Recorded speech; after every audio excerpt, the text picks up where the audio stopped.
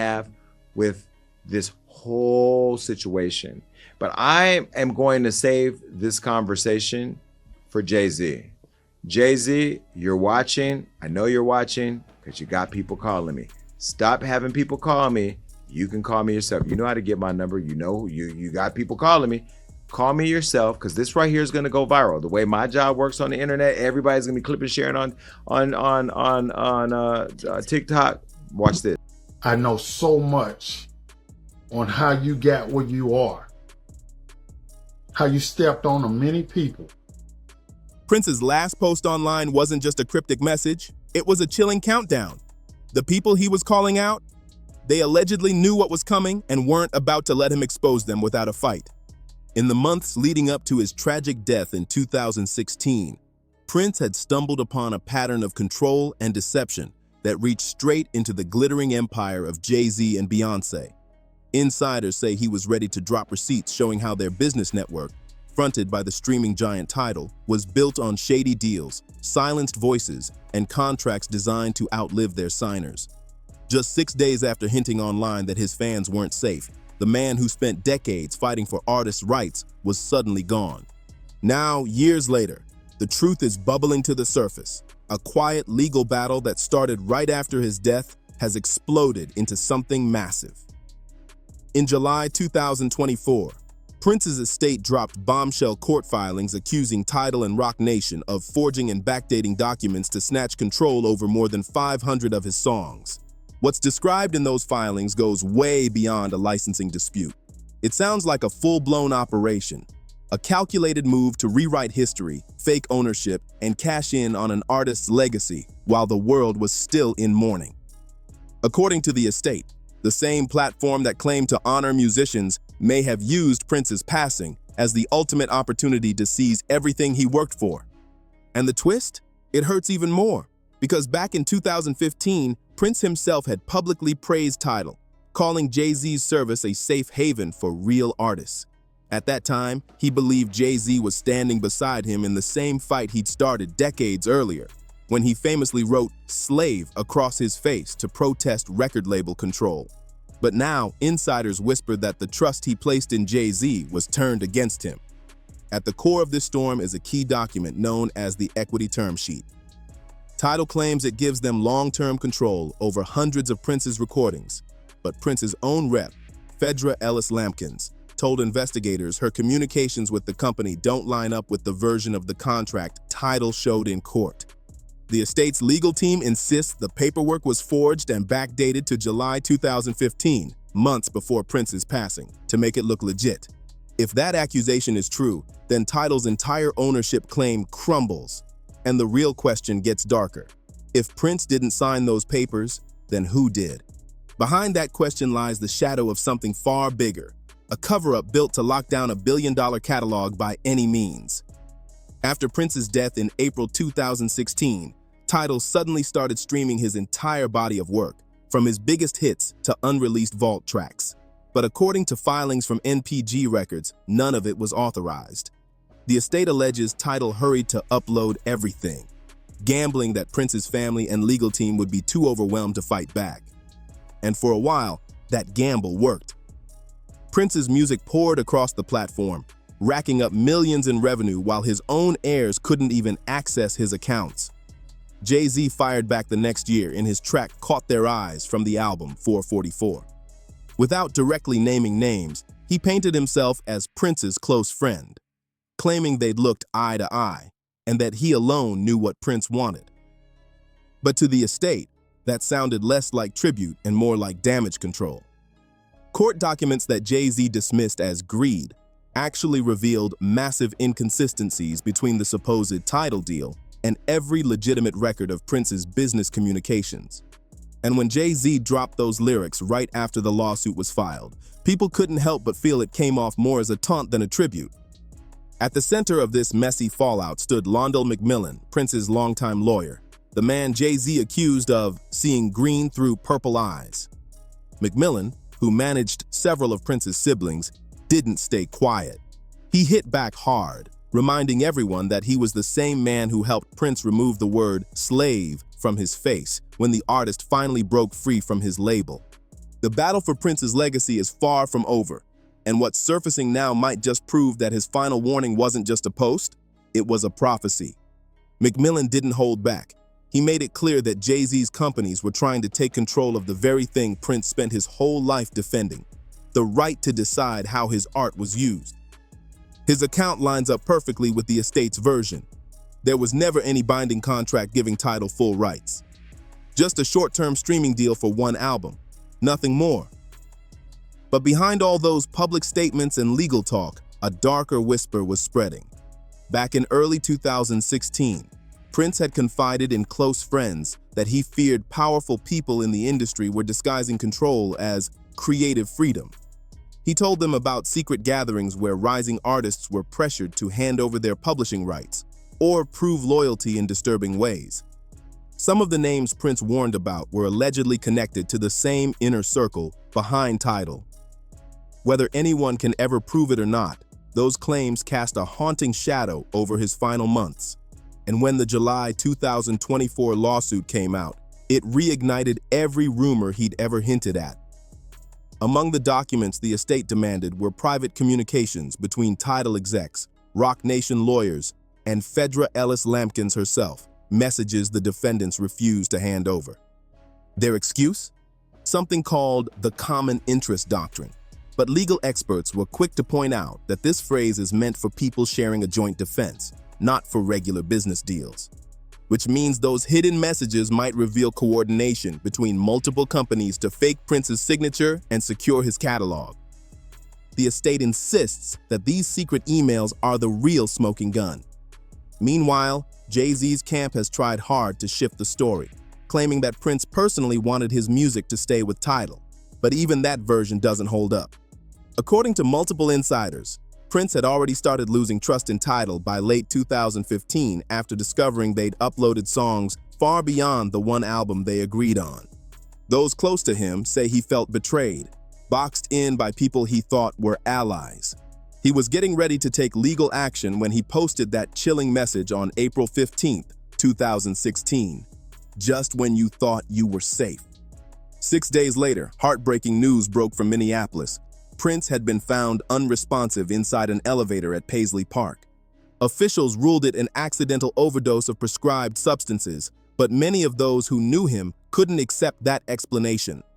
They remembered how Prince had recently upgraded his security system, fired several staff members he believed were leaking info, and even told guests that the elevator symbolized dark forces in the music world. Then came Jay-Z's lyric, "We're never gonna let the elevator take him down." To many, that line sounded like more than just a tribute. It felt like an eerie acknowledgement that Jay-Z knew exactly what Prince had meant by that warning. Since that moment, the conflict hasn't cooled. It's only burned hotter. The estate's filings now accuse Tidal of continuing to profit off Prince's catalog even after being ordered to remove it. And to make things worse, new whistleblowers have stepped forward claiming that Tidal's internal accounting allegedly hid unpaid royalties owed to other artists too. These new revelations hit hard because they echo everything Prince warned about for decades, that streaming platforms were just the new gatekeepers, and artist ownership was another slick illusion of control. The whole situation mirrors a bigger power struggle within the music industry itself. Jay-Z, once praised as the ultimate self-made mogul fighting for fairness, is now being portrayed in legal papers as the same kind of figure Prince fought against his entire life. The irony cuts deep. For a man who built his brand on independence, being accused of forging deals to claim another artist's masters strikes at the very heart of what he said he stood for. And still, one haunting question lingers. Why go to such extreme lengths to hide those alleged documents? Insiders tied to the estate suggest it's all about money, massive money. Prince's legendary vault is rumored to hold thousands of unreleased tracks. Controlling that treasure trove could make Tidal relevant again in a market where its influence has been fading fast. For Jay-Z and Beyoncé, whose combined empire depends heavily on their streaming and publishing power, owning even a fraction of Prince's unreleased music wouldn't just be profitable. It could change the entire balance of power in the music world forever. Losing control of that catalog would be a crushing blow. But this story runs way deeper than contracts and signatures. Those who've traced the timeline say the clues don't just point to shady business, they point to something darker. Prince's final digital trail shows a man growing more guarded by the day. In those last weeks, he canceled appearances, spoke cryptically about energy vampires, and hinted at invisible battles too dangerous to call out publicly. It was like he knew the clock was running out. Whether that fear came from real threats or careful manipulation, no one can say for sure. But what is clear? His final warning wasn't a metaphor. It was a clue that he'd stumbled onto something he was never supposed to uncover. The 2024 court filings have started peeling back the layers, uncovering delayed transfers, unsigned deals, and mysterious memos buried deep inside Tidal's leadership records. And as that evidence surfaces, the fight starts to look less like a battle over music rights, and more like a war over legacy, control, and the truth itself. Prince's last message wasn't just aimed at one company or one person. It was a wake-up call about what happens when creative freedom threatens an empire built on power and profit. And when you connect that message to his sudden, eerie passing at Paisley Park, one haunting question still refuses to fade. Was his silence the cost of what he uncovered, or the start of a reckoning that's still unraveling today? His death didn't just end his story, it wiped out the very evidence that could have told it. And those who benefited the most? They were the same ones he was investigating.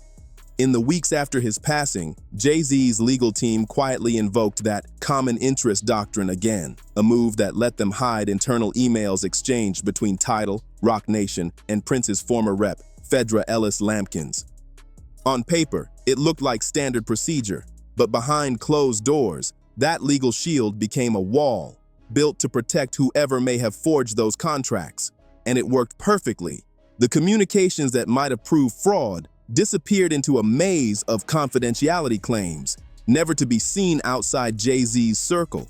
The doctrine was meant to protect defendants who shared a single defense, but here, it turned into a fortress of secrecy. Industry insiders still whisper that those missing emails could have exposed the truth, who actually wrote the so-called equity term sheet, the document at the core of the forgery accusations. Without those records, the estate's lawyers were left fighting blind, forced to argue circumstantial evidence while Jay-Z's attorneys insisted everything was authorized by Prince himself. It was a flawless tactic. Delay, deny, and drown the truth in paperwork until the world moved on. But L. Londell McMillan, Prince's longtime attorney, refused to be silenced. He'd been there from the start and knew exactly what Prince had agreed to before his passing. That made him a key witness and a target. Jay-Z even called him out directly in Caught Their Eyes, accusing him of betrayal and greed. But McMillan hit back hard in interviews with Billboard and other outlets, calling Jay-Z's version of events a lie and reminding everyone that he was the one who helped Prince escape the suffocating label contracts that started this fight decades ago. To many who were watching, Jay-Z's public attack wasn't about personal beef, it was strategy. If they could smear the messenger, they could crush the message before it reached the court. But McMillan's words would soon hit like prophecy. By late 2017, the estate's legal team reported a major breakthrough. They had recovered internal Tidal emails suggesting that the contracts had indeed been backdated. Finally, proof seemed within reach. But just days before those files were to be reviewed by court experts, everything changed. The estate's servers were hacked. Years of communication vanished overnight, including the very attachments that could have confirmed the forgery. Investigators never found the culprit. But the timing was too sharp, too exact to be coincidence. The same week the data was wiped, Roc Nation's lawyers filed motions to block further document requests. One insider called it digital sabotage dressed up as coincidence. And it didn't stop there. Over the next few years, strange echoes of Prince's battle started surfacing across the industry. Smaller estates, artists who never reached Prince's level of fame, began discovering the same irregularities. Representatives of forgotten soul and R&B acts told journalists they'd found duplicate contracts buried in their archives, documents that used identical formatting and phrasing to the disputed title papers. The deeper people dig, the clearer the pattern becomes. It's not just about one artist's stolen catalog. It's about an entire system built to rewrite creative history and keep control in the same powerful hands. And if Prince really saw it coming, maybe that's why his final warning still echoes like thunder years later. In case after case, the evidence told the same eerie story, signatures that didn't match, some even copied from older contracts. The pattern was unmistakable. Each time, control of a late artist's catalog somehow shifted toward the same streaming company, tucked neatly under the banner of exclusivity and artist empowerment. But behind that polished PR glow, the truth was starting to surface. Tidal wasn't just fighting over Prince, it was allegedly perfecting a formula, a method designed to quietly scoop up the rights of deceased or inactive artists, then claim the deals had been finalized before their deaths. It gave everything an illusion of legitimacy while turning priceless catalogs into long-term digital gold mines. The estates left behind didn't have the funds to fight, and the public, distracted by headlines and trends, moved on before the truth ever reached the light. And those who did speak up, they paid the price. Macmillan's name got dragged through the mud with hit pieces painting him as selfish and unreliable. Phaedra Ellis Lampkins, who at first worked with Prince's family, suddenly went silent, telling friends she was under legal pressure from all sides. Even some of Prince's own relatives pulled back, terrified by the mounting costs and whispered warnings floating around the industry. By the time the first court hearings wrapped up, the story had flipped completely. Jay-Z was now seen as the misunderstood genius, while Prince's defenders were cast as greedy opportunists. It was a textbook reversal, a PR masterclass. Then came even darker whispers. An ex-Rock Nation associate revealed on a 2023 podcast that similar contract adjustments had been used to secure other valuable catalogs, some belonging to artists who'd also died suddenly. None of these claims have been proven, but they echo every disturbing detail unearthed by Prince's estate. A lawyer close to the situation summed it up perfectly. Every time an estate raises questions about altered paperwork, they hit the same wall: the common interest doctrine. That same legal shield that buried Prince's truth has become the go-to tool for keeping these secrets locked away. And the deeper we dig, the wider this web stretches. Jay-Z and Beyoncé's empire runs on image control, every rumor smothered, every accusation redirected. When singer Jaguar Wright accused Jay-Z of manipulation behind the scenes, the industry called her unstable. When songwriter Tiffany Red said Beyoncé's camp forced creators into NDAs that silenced them, the media barely blinked. But now, with everything that's come out about Prince, those stories sound a lot less like gossip, and a lot more like puzzle pieces of the same system. It all fits.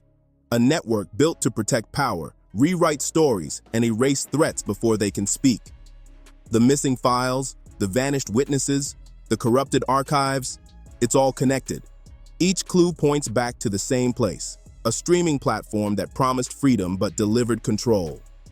Two music icons whose global legacy depends on keeping uncomfortable questions buried deep. And as the estate's lawsuits inch through the courts, something becomes painfully clear. The closer anyone gets to the truth, the more evidence seems to disappear.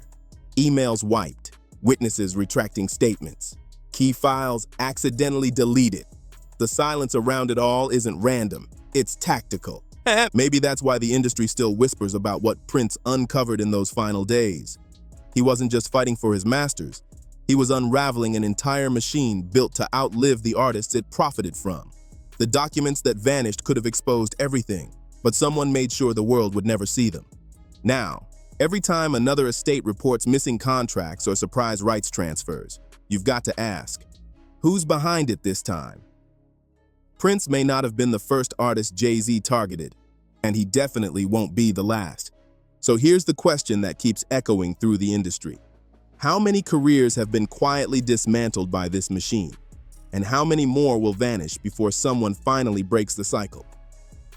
Tell us your thoughts. Was this just coincidence or the price of going against power?